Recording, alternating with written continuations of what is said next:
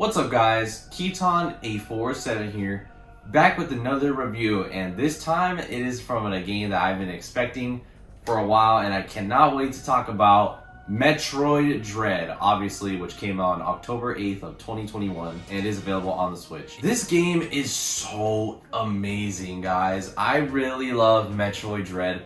This is probably one of the best Switch games of all time. And if you guys have not picked it up, please go pick it up for yourself because I really enjoyed this game a lot. I'm not going to go into spoilers, but if you guys want, I can go into story details or references and other videos.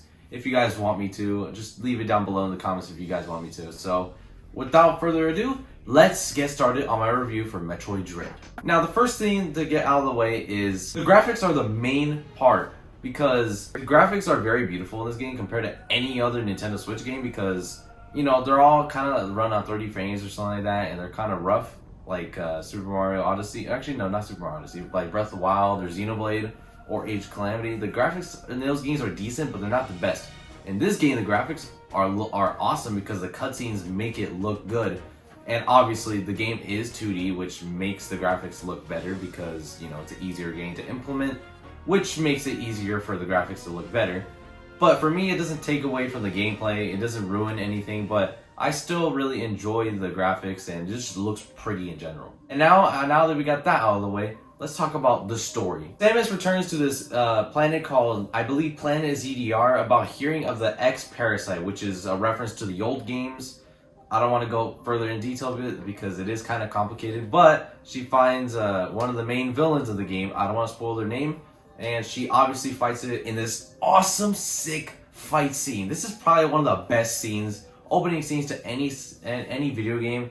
If you guys haven't checked that fight out, the beginning of the game, it looks so cool. They show it off in the treehouse, I believe, or the trailer or something like that. But it looks so sick, and I really love that cutscene. And after that, she basically has her freaking armor and powers taken away, and boom, you're left with nothing, and you gotta explore the whole area for you to explore. And I really like this because it gives you this feeling of self-exploration to explore everywhere. It's like, all right, I need to find some different items, to progress through the game, and I really like that.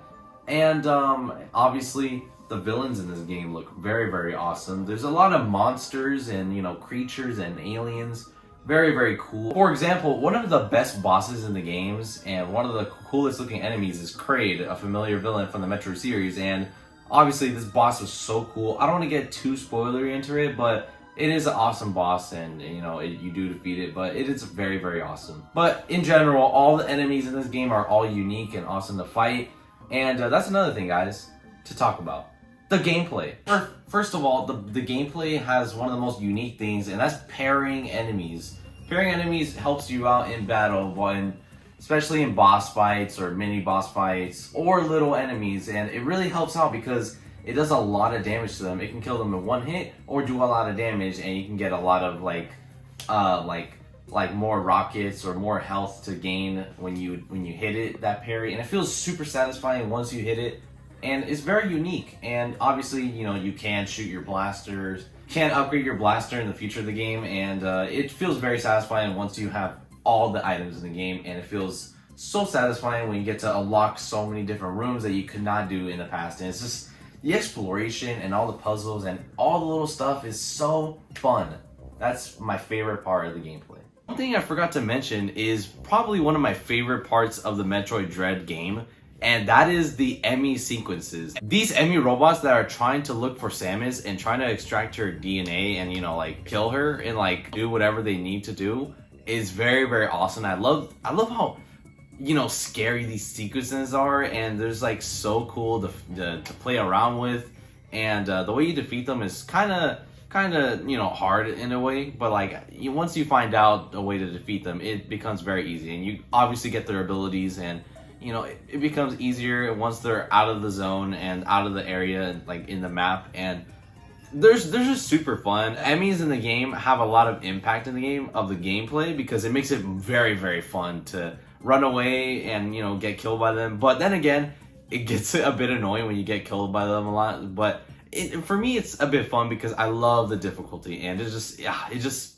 makes the gameplay so much more fun. And now the music.